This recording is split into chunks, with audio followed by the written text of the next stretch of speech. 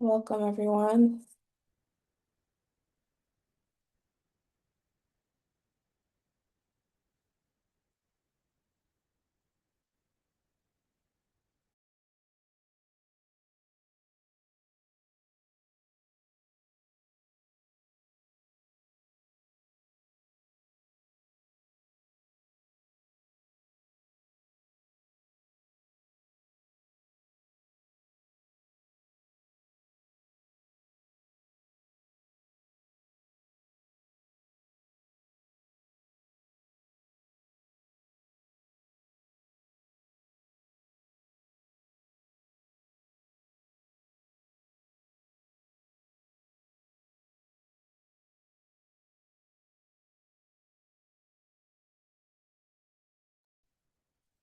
We're going to just give it a minute to see who else streams in, and then we'll go ahead and get started.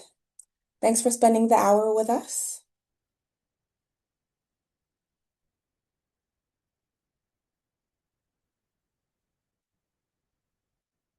I feel like I need some elevator music or something.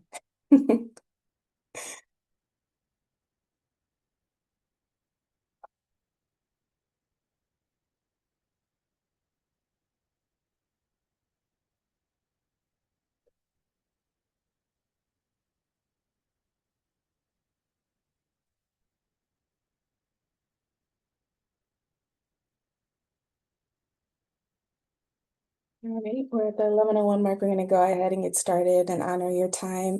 Welcome, everyone. My name is Era Leggett, Dr. Leggett. I'm with Rutgers University as Associate Director for Res Ed, and I am the Research Chair for ACUHO-I.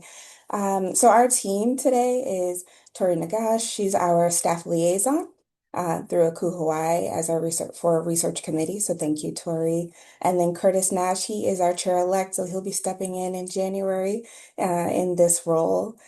Some housekeeping items for today. This will count for CE credits, should you want them to, towards the Student Affairs certification. So you can email Tori if you have any questions at research@acuhoi.org if you want more information about those CE credits. And um, in a moment, I'll put that in the chat, that address. Um, Another housekeeping piece is the housing index is closing soon. So on your respective campuses, if you could just give a nudge to the folks who are to complete that, we would appreciate that. And I'll also put that in the chat if you have any questions about, how to go about completing that or any questions about the CHI at all. Tori can also manage those questions. We have an assessment that we'd like you to complete at the end. So we'll put that in there. And if you could just take a moment before you depart to complete that assessment, so we'll get some feedback on. This is our first webinar as a team, so much appreciated. Lastly, I just want to talk about the purpose of this webinar and then kick it off to Rob and Mike to introduce themselves and get started. Curtis is going to go ahead and moderate for us.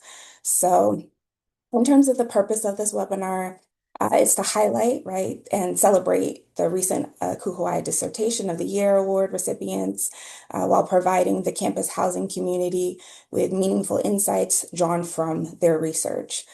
Through panel discussion and Q&A, we're hoping to showcase these key findings, lessons learned, and contributions from award-winning dissertations. Offer practical implications for housing and residence life professionals, provide guidance on publishing, presenting, and continuing scholarly work, inspire emerging scholars, so like ourselves, by sharing strategies, challenges, and recommendations from successful researchers. And ultimately, the webinar aims to bring scholarship and practice by elevating research that can inform policy, improve student experiences, and shape the future of campus housing. That is what we're looking to do here. So first, we're going to go ahead and kick it off to Rob. Just tell us a little bit about yourself. Yeah, hi. Thank you so much for having me today. My name is Rob Engblom. I'm the Senior Associate Director for Resident Learning at Baylor University down here in Waco, Texas. And yeah, I graduated with my doctorate in education from Tarleton State University. That's part of the Texas A&M system if you're maybe not from the Texas area. But yeah, I've been a housing professional for about 25 plus years now, which is a bit crazy. But my dissertation topic was in regards to how residence hall directors are implementing spiritual development with students in their communities. And so I got interested in that topic because near the start of my career, there's a really big push in a lot of the publications and journals about how important spiritual development is towards student development. But then it didn't feel like we saw a lot of that materialize in the field. And so when it came time for my dissertation, I thought it would be interesting to see, hey, actually going on out there in the residence hall specifically, where new professionals have that opportunity to engage with students in that work. So yeah, excited to be here. Thank you. And Mike? Thank you so much. Wonderful to share space with folks today. My name's Mike. Use he, series pronouns. I currently serve as the Associate Director of University Housing at Colorado State University in Fort Collins, where I've been for just over a year now. I completed my PhD in higher education from the University of Arizona, where I worked in housing and did my master's and PhD over the course of, I think, 11 years total. I only worked in housing there for about 9. And so my topic was on crisis response work and residence directors, which was really built a lot from my own experiences and reflections on them and just curiosities about what was out there in the field. Uh, as I worked and did my as I worked and did my coursework, looked a bit more into the topic, saw that there was a decent amount of research out there on residence directors' experiences, as well as just in general entry level student affairs professionals' experiences in the field and their meaning making, as well as a decent amount of scholarship on crisis response, both in higher education and broader, but not so much on on that intersection there of what it means to be at the entry level of a crisis response framework or structure, what it means to be implementing on-call procedures with the constituency you're serving.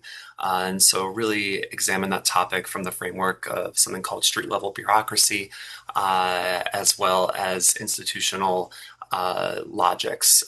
Since in my own reflections as a residence director and then as a mid-level professional supporting folks in those initial on-call structures, saw a lot of competing logics, competing frameworks for folks as they're making meaning of that experience. So, yeah, did a mixed method study. First started with looking at on-call structures and procedures in general through a survey supported by ACUHO-I. So appreciated that support in that. And then did a multi-institutional case study across 4 institutions, interviewing and gathering documents from their residence directors there. So appreciate being here. Lots of juicy information.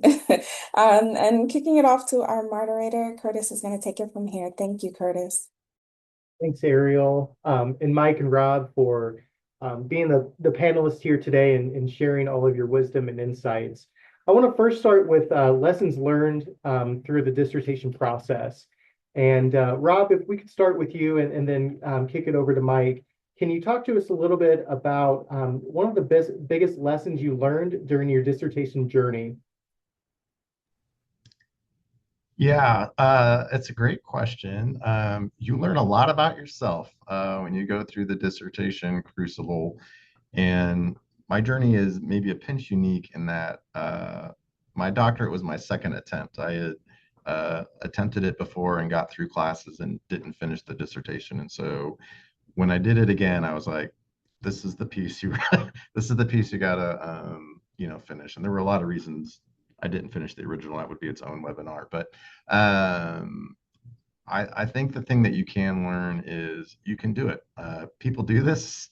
It is accomplishable, but I think a lot of times when you move out of the classwork into the dissertation specifically, that becomes, for some people, I think there can be a bit of a mental barrier there. And so realizing you can overcome that and really taking it into bite-sized pieces. And that became my strategy was, you know, you don't write 5 chapters overnight. That's a weeks, months long process. And so I started to just keep my head down and said, what is the next page I have to write? What is the next chapter I have to write? What's the next thing I need approval from my chair on?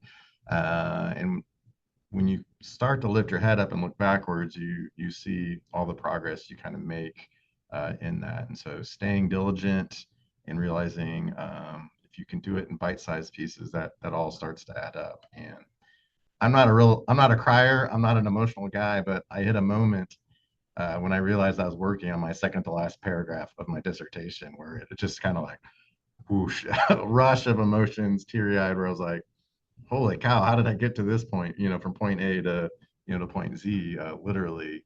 But that is one of the best feelings in the world when you kind of get to that phase. And so just know it's doable and you are capable of doing it. That'd be, I guess, my initial reaction to that question. Thanks, Rob. And Mike, similarly, what was the biggest lesson that you took away during your dissertation journey? Yeah, no, I appreciate that. And my goodness, Rob, like you sharing that, I just like relived my a similar moment in my head. I I think and it ties into the lesson or to the biggest lesson that I learned is like that life doesn't pause for something that is that can take as much time as this process and for what is also its own major life event. Um, I think scoping out to like the dissertation journey, scoping it out just a little bit more to exams prior to that for what for my own experience was a proposal defense. My written exams were initially scheduled, I think, for March 28th, 2020. And as many of us know, the world had different plans for all of us.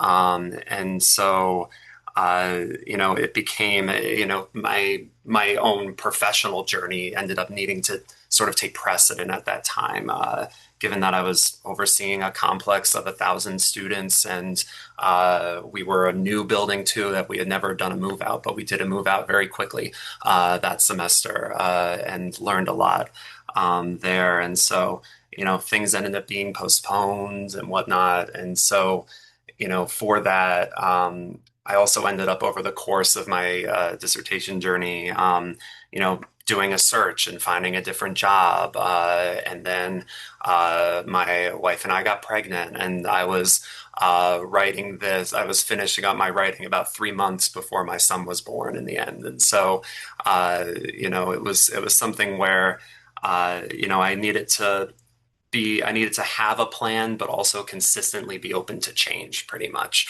and be open to changing that plan. And so that was important. And at times, I kind of threw out the plan. At times my partner looked at me and said, like, it's your choice to do this. And so, you don't have, like, I'm not going to sit here and tell you you have to. And so definitely, like, similar to Rob, learned a lot about myself, but also learned a lot about my own mechanisms of like planning, and then but also being open to change. Thanks, Mike. And we'll go to Mike and then over to Rob. Mike, can you talk about what resources or mentors or habits helped you stay on track? And then looking back, what would you have done differently? Yeah. I think the best resources I had were my peers who were also along the journey. And those were both peers in the field who in like what I'll limit to the student housing field. But then also just peers who were in my program. Like I believe many programs are, everyone was at different stages, but we kind of all came together at different points. And probably the best decision I made was to join an early morning Zoom writing group.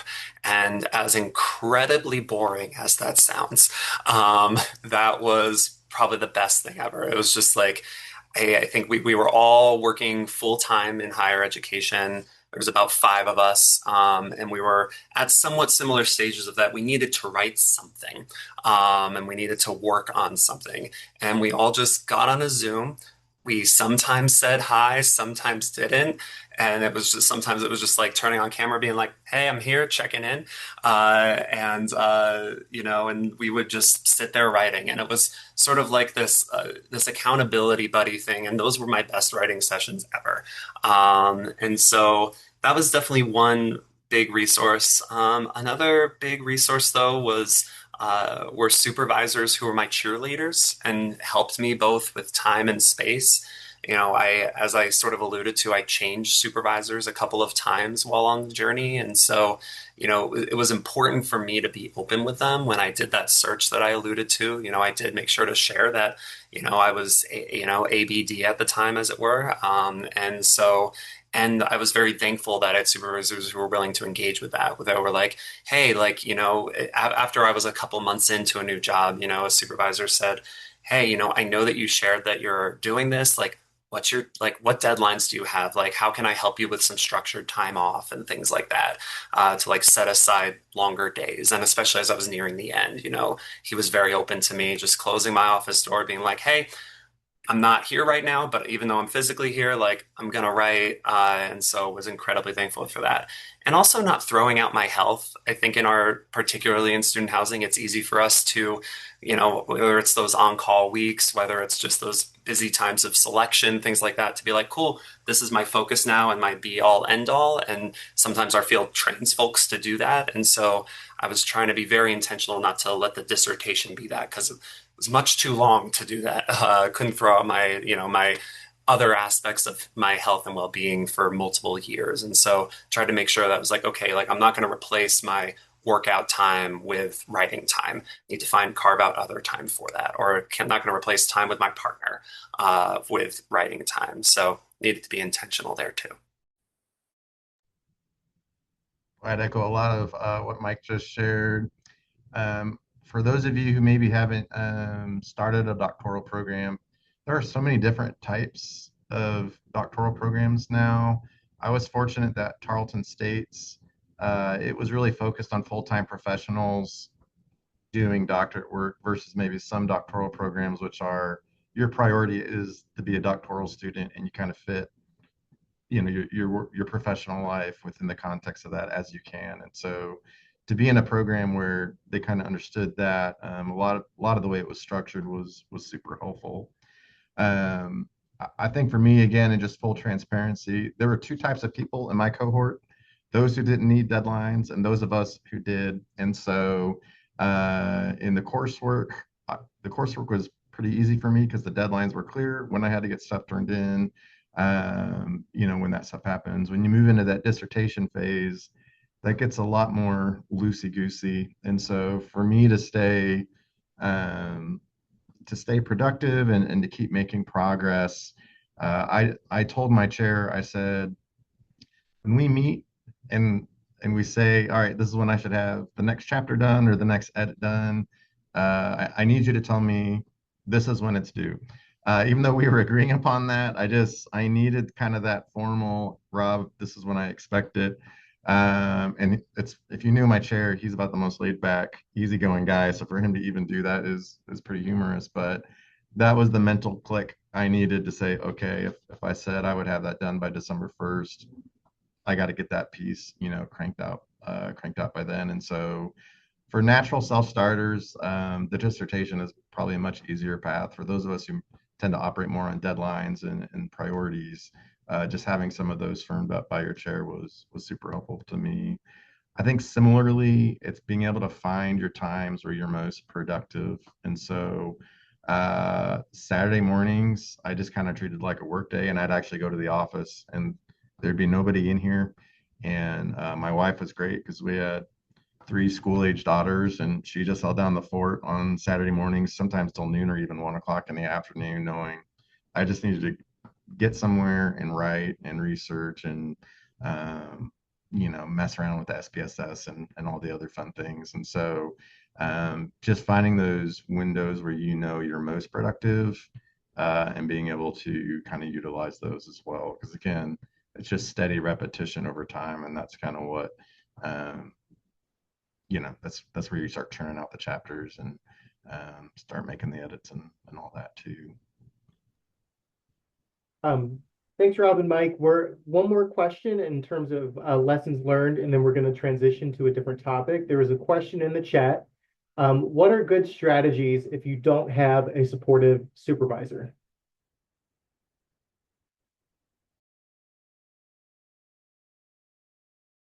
Leave it up to either one of you.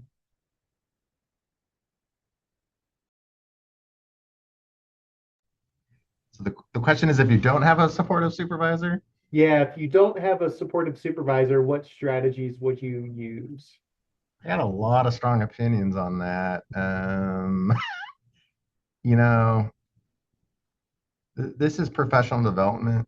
This is credentialing. This is also growing your intelligence as an employee. I mean, it should be. And so if you're not in a work environment where that's supported, I don't know. Is that the best work environment? Maybe that's where you may not be in alignment with, maybe the values of your supervisor or of your department. And so that's certainly tough. Um, I would maybe try to talk to mentors on campus who might have advice on maybe how to deal with that specific personality type. But I mean, similar to Mike, I was blessed with a supervisor who was just kind of like, do what you got to do, take the days off you need to take off. We'll figure out ways to kind of work this around. And so, I'd hope in our field that we kind of value this experience, but if you've got somebody who doesn't, I don't know. I guess I would question fit at that point. Yeah, I, building off of what Rob said, I would, I think if you don't have a supportive supervisor, I'd want to unpack with anyone, and I'm always open to that too. Happy to connect offline of like, uh, what is that lack of support looking like? If it's specifically with the dissertation journey, I'm always a strong advocate for having connections and mentorship outside of the institution that someone's currently working. Recognize that's not easy or always a reality, but I think for that reason specifically and especially with this journey, I think that that's incredibly important. And so, I think it depends on what the support is looking for. What the individual is looking for. I think if someone's looking for support with time, I think that's when I always knew internally that like, okay, I'm moving to a new place. I have to be first focusing on what I understand that I are my benefits. And so I know that I have time away at an institution that I'm moving towards. I know, I'm asking intentionally about lunch breaks and things like that. Going into that search, I was focusing more on hey, like I know what I need to work this into wherever I'm going. And then the additional support I got on top of that was a blessing, as it were. And so I think I think if someone is though pressing into that lunchtime, is pushing for folks to not take time away and things like that, if someone isn't going to support you taking vacation time so that you can work on your dissertation, that's when we're getting into more of that, I would say, HR level conversation of, hey, like, I've already earned this time, whether I'm working on a dissertation or not. Thanks, Mike and Rob. So that we're going to transition to another topic. So translating research into practice.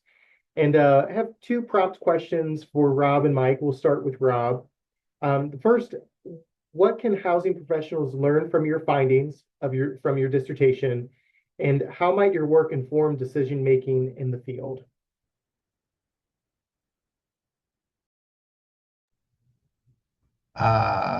Boy, I'm going to keep this short because I've actually recorded a webinar for ACUHO-I on this exact topic. You can look for that in the library. Tori's laughing because she recorded it for me.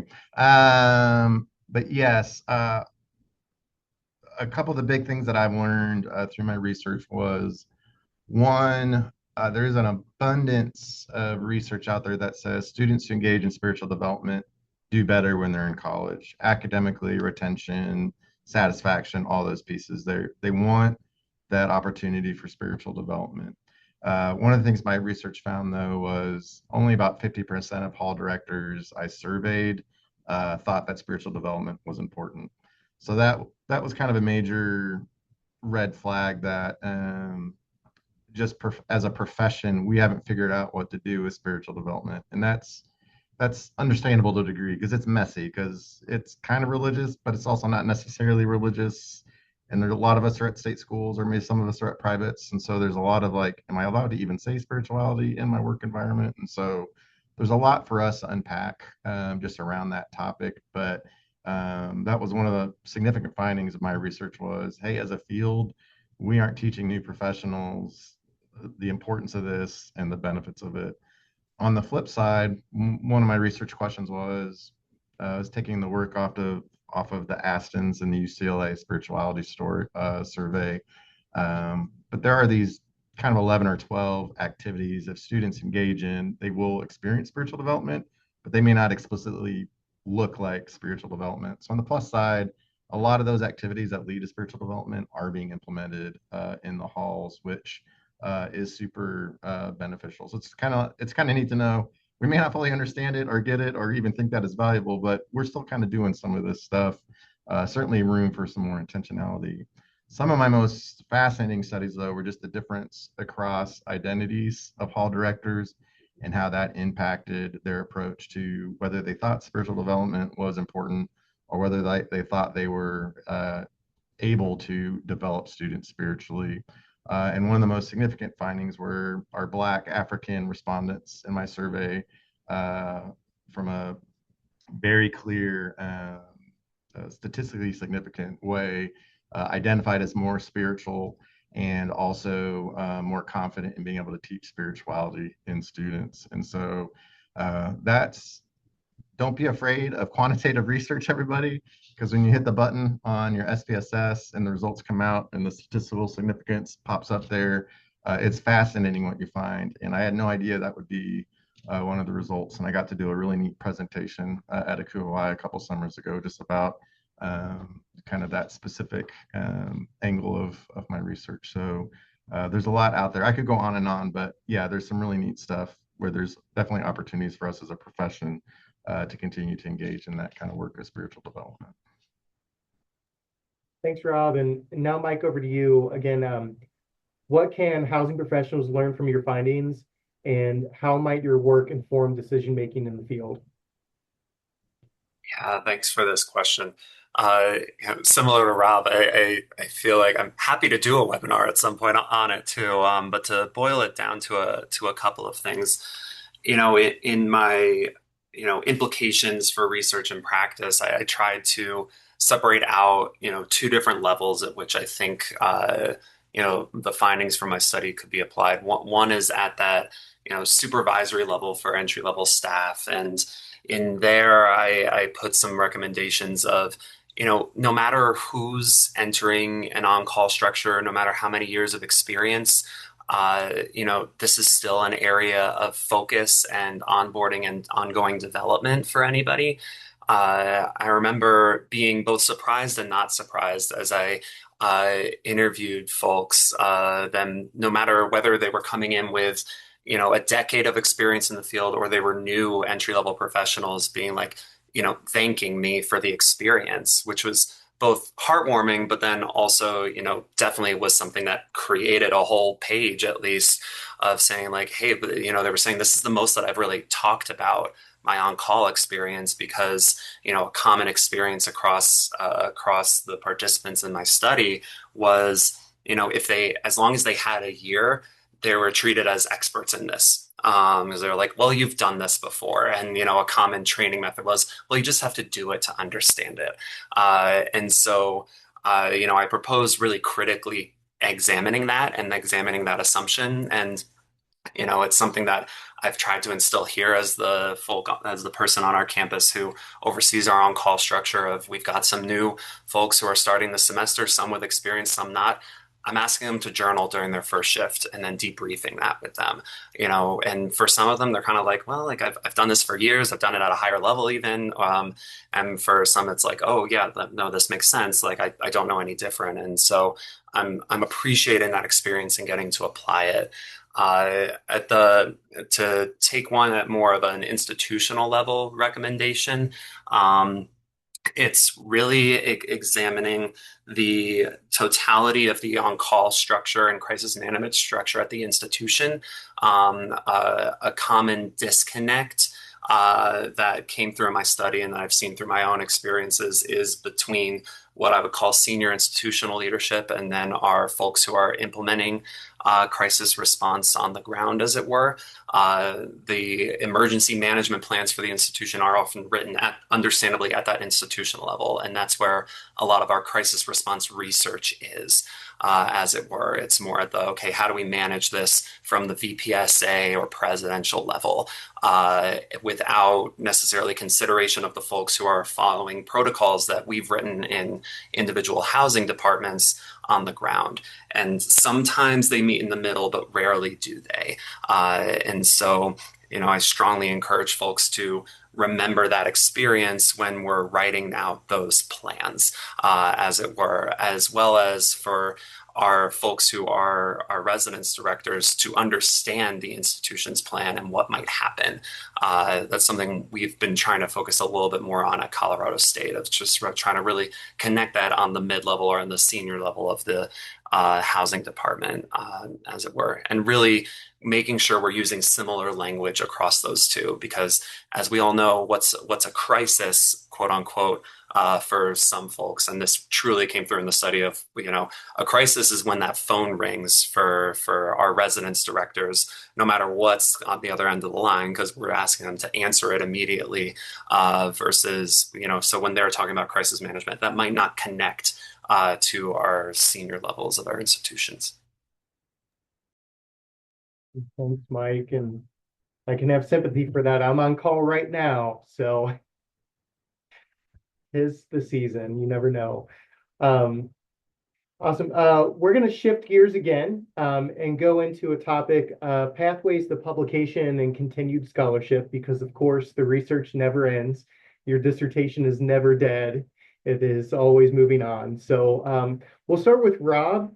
Can you talk to us about the process for publishing or presenting your dissertation? And it sounds like you've had one significant avenue of the webinar that you recorded. So be really interested to hear about the process that you undertook to do that and other things.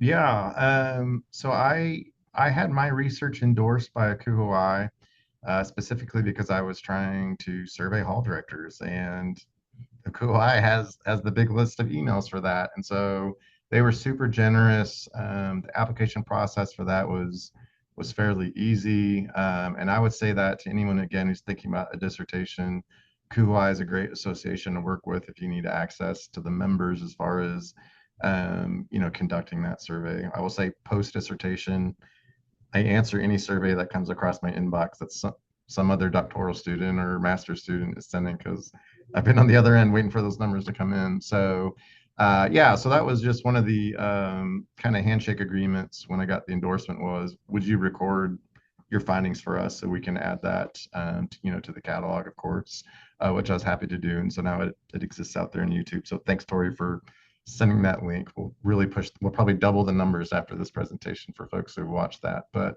a couple other ways, though, that I was keen to do that. I did present at the first annual conference I could. That was the one up in Pittsburgh. We were still kind of post-COVID travel, and that was kind of just my findings in large. So that was exciting. But then the next year, I think when we were in Portland, I presented specifically on kind of that the Black hall director spirituality experience. And that was a funny session to lead because I'm clearly not Black, African American, and I was very careful to acknowledge that that's not my identity, but to use a couple of frameworks that discussed Black spirituality and kind of how that interfaced with my findings, which again, I just found very fascinating as far as what some of those different results are. Um, I am not a big attention-seeking guy. I don't like receiving the awards, but I did go out on a limb just to apply for the Dissertation of the Year award because when I was done, I felt really proud of what I had accomplished and what I had written. And so I talked to my supervisor, asked if she would support that nomination, and uh, getting that and winning it, I was kind of flabbergasted to win it, but that opened up some doors as well. And so the Talking Stick actually reached out to, and I was able to do an article on resident spirituality and hall directors for the Talking Stick as well. And so that was a really neat opportunity. My biggest regret through this whole process has been I didn't immediately write a journal article on my findings. And so that's on my to-do list for winter because it's been about 3 years since I've wrapped that up and it's time because it's getting stale. So if I had another piece of advice on this survey, I would say move right into that because uh, when you finish your dissertation, you're just like so done. And I did a really good job. I love presenting. I liked writing the talking stick article, but for whatever reason, moving to that journal article, I just kept putting that off. So that's kind of my next and final step is to try to get that out there. And because that will just, again, help formalize it a little bit more and make it even more accessible to other folks. Because when you're done with that dissertation, you've discovered new knowledge. It's really cool.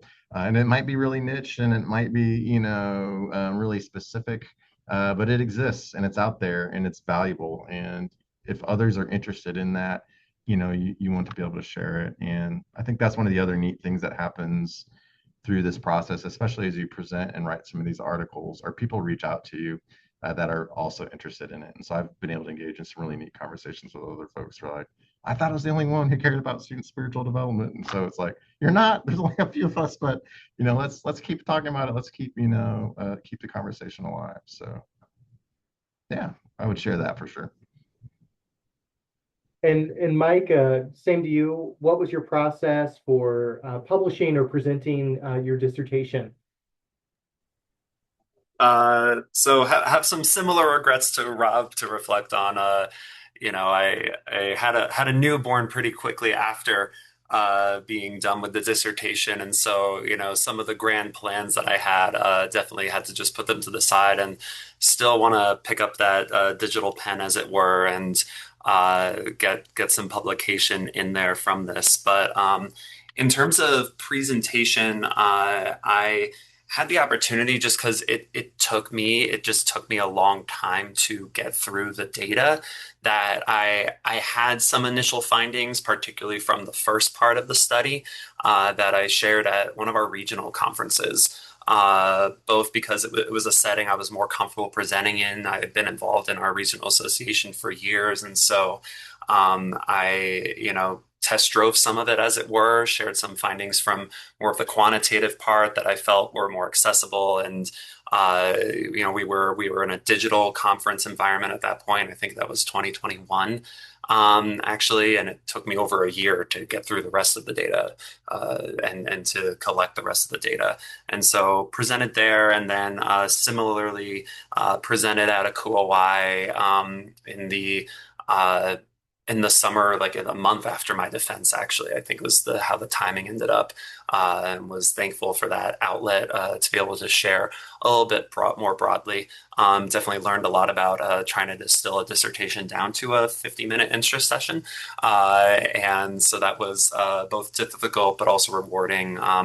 And the neat thing was that, as Rob said, you're creating, you're generating new knowledge, but I also really appreciate the metaphor of joining a conversation in the field as research does. And so it was wonderful to be able to connect with folks whose presentations at that time were intersecting, and keep in contact with some of the folks who are exploring different models related to crisis response and sort of how those different conversations intersect and join together.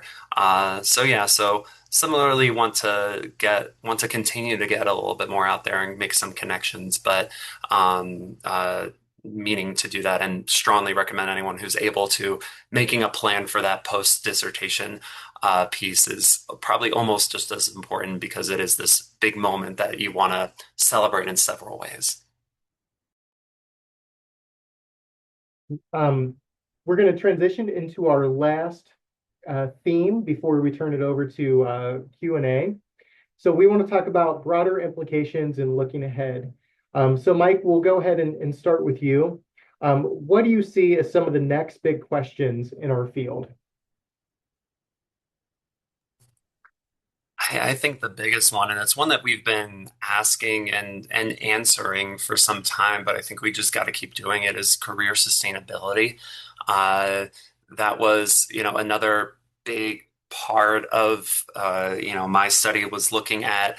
I was using the concept of resource recovery. So the idea that we all hold a certain amount of resources, we all have cups that are filled at a certain level, and we got to keep finding ways to refilling them. We got to find ways to replenish the resources because our bodies are going to naturally do that as anyway. And, as it relates to on-call work, folks, it was obvious that folks' resources were depleted no matter how long the shift, no matter how many calls they got. It wears on you. And I think we all know that. So it was cool to be able to sort of confirm that in a research setting. That said, we haven't all, it's not like in the past 3 years we've all changed the models necessarily. Some folks are looking at it. Some folks, due to different institutional pressures, are doubling down on the traditional models of staffing because they're being told they have to in some ways. And so we have to keep asking that question of how are we going to not only keep folks engaged in their positions and not burning out, but as on a related note, how are we going to continue developing the profession if, in particularly at our entry level, if not throughout all levels of our organizations, we know folks are burning out, and we know that the staffing models that we have inherent problems, not only for the continued increase in quantity and level of crises that are coming our institution's way, but also for the newer generations in the workforce that are asking us to critically examine these models as well. Thanks for those insights, Mike. Rob, what about you? What do you think are maybe some of the next big questions in our field?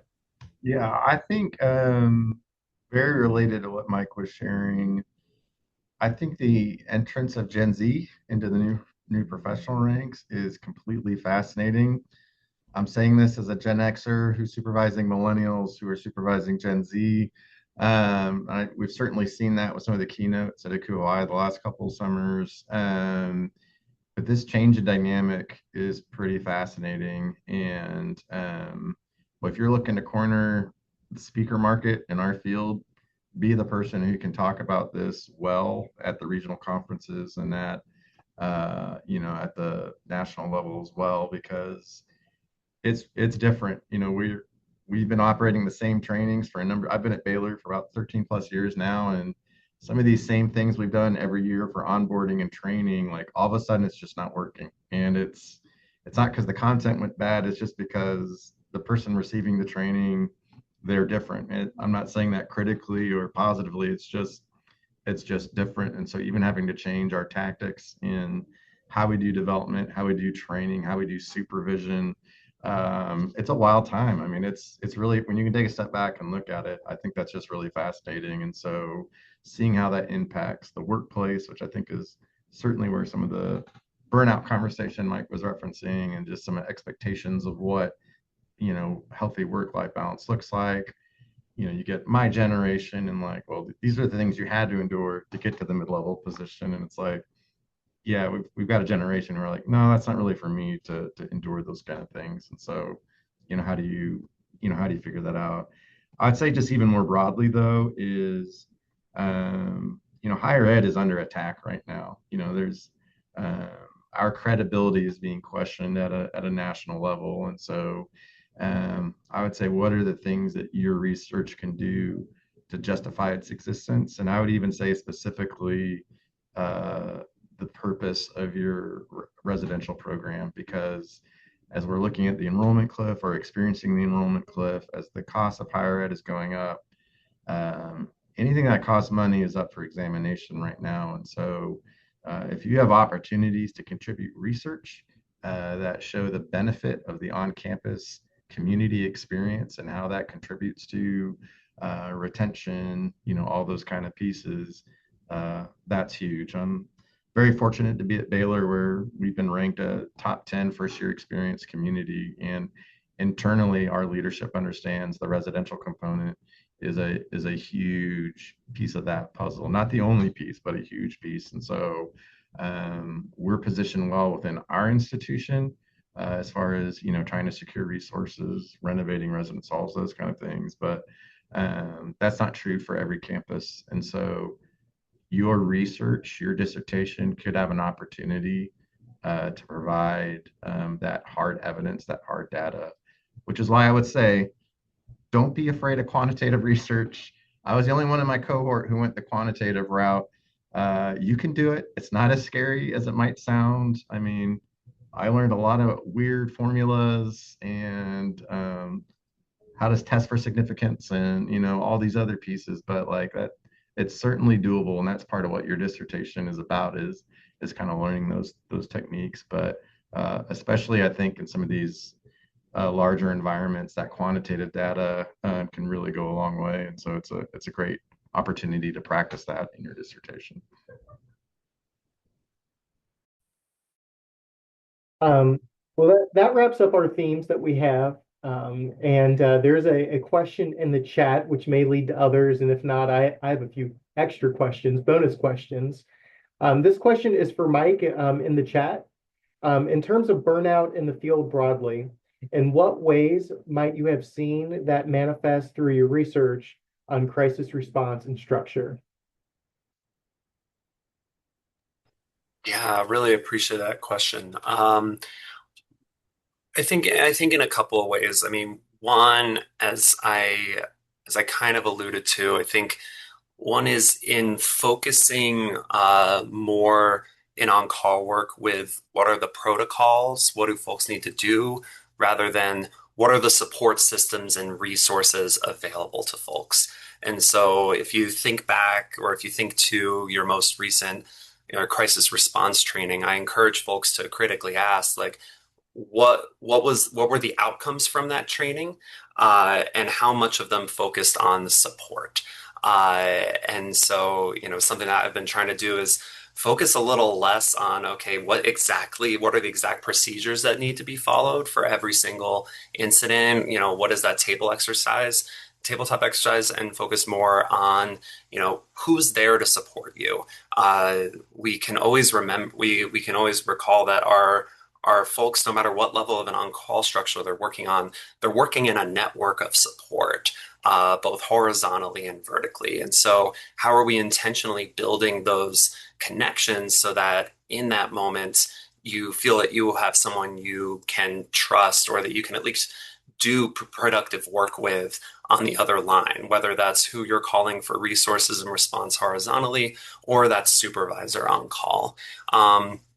And then encourage folks to have built-in mechanisms for, both debrief, whether that's with a supervisor, with a trusted peer who's on call, or, a more formal one. We have a weekly duty debrief here at Colorado State University, which I know is not unique, but it's something in place everywhere. And no matter what, whether nothing happened or whether everything happened, we come together with the folks who are on call and we talk. We celebrate each other and what we did, what we've done over the past week, and we've talked about what was difficult and what we need to improve for next time. And that's specifically related to the on-call experience, but it's just one aspect of our work at this time. And so that's a way that we also can create connection and create more support systems for the many other things that can cause burnout. Thanks, Mike. Question for both of you. We'll start with Rob. And this is kind of going back to the process of dissertating, if you will. So what was your process for selecting a chair and the committee to help you move through the process? Man, that is such a good question. I knew I wanted to do quantitative, so I went straight to the stats guy and I said, Dr. Glomman, I would like you to be my chair. I want to do a quantitative study because I knew if he thought it was good when I had to do my proposal and my defense, if he thought the numbers were good, I knew the rest of the committee would fall in line. So it was really strategic in that regard, but he was also the professor in our program that I just kind of connected with the most, and I could just tell was really engaged in not just our learning, but the fast feedback too. We had a couple of other professors in our program who were awesome in the classroom, but those papers getting graded, the turnaround time on some of those pieces were always a bit slower. And I just kind of was like, I want to move, I want to go quickly in this process. And so that's why I aligned with him specifically. The rest of my committee, it was just one of those members kind of had some research overlap as far as what I was interested in. And the other one, I knew he would just be kind of tough, but I was looking forward to that kind of component of it too, because I wanted it to be, credible and well thought of. And yeah, but that's so important. That chair relationship is really important. And so, um, hopefully through your program, you get to learn the personality types and the strengths and areas for growth in each faculty member. None of them are perfect, and neither are you. And so just finding that relationship that syncs well. But yeah, Dr. Glomman at Tarleton State, he's a hero of mine for sure. Thanks, Rob. And Mike, same question to you. How did you go about selecting a chair and the committee? No, that's an interesting question.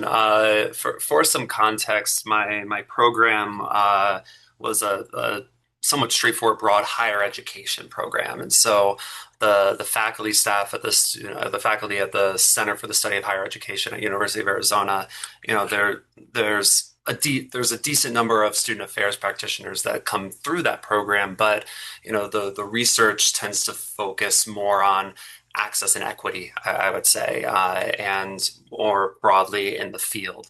And so my chair I chose because I was interested in organization and administration, had done a decent amount of, took some courses both in the sociology department as well as our business department with organizational behavior. And so I knew that he would be able to help me sort of tackle a lot of the theory elements and support me in that and connect these sometimes disparate fields together, because that's what I really wanted to do, was bring together a lot of literatures into conversation on this topic. And so, that's why I chose Dr. Gary Rhodes. Give him a shout out. He's an awesome human being and is there at University of Arizona still. As well as for the other two members in my committee, because of that context, I ended up going to I believe at the time, really the one student affairs practitioner who was on faculty, because I knew I would need some guidance there as well as that input there on, okay, how am I applying these theories that I hadn't seen applied to the field of student affairs and student affairs research. Dr. Amanda Krause, she's now the VPSA, because student affairs actually wasn't a division at the University of Arizona at the time, and so recently recreated there.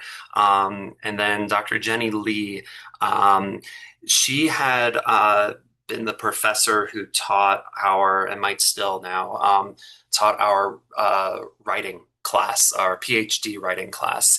And really was the one who thus guided me through the proposal in many ways, because we were lucky enough to have a class that did that, that sort of took us through that stage. And so, it was really through appreciating her feedback and guidance during that time that I said, like, hey, you're someone who I know can be constructive for me.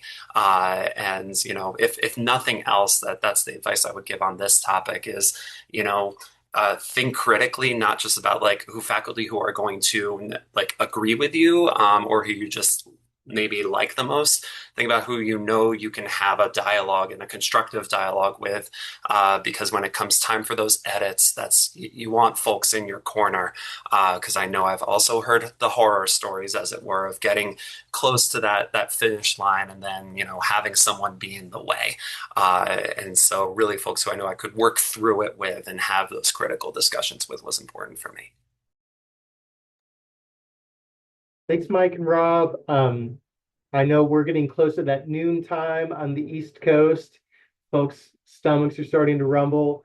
I'm going to shift over to Ariel and let her close it out for us. Yes, thank you for our time today. It was very insightful. I took notes on everything, some follow-up for me. And Rob, I don't know if you need an accountability buddy and Mike for your journal, right?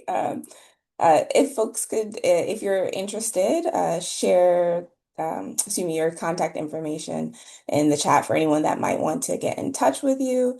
And the link for our assessment is posted if folks could just take a moment to tell us how we did, how you enjoyed this. We are looking to have another webinar regarding the Campus Housing Index. And just a reminder to nudge the folks on your campus to go ahead and complete that so that we can take a look at those results because it's closing soon. Anything else, Tori or Curtis, that we want to add? All right. Well, thank you for spending time with us. The link was already also placed for the certificate. So if you would like your CE credits, take a look at that. Thank you. Thank you.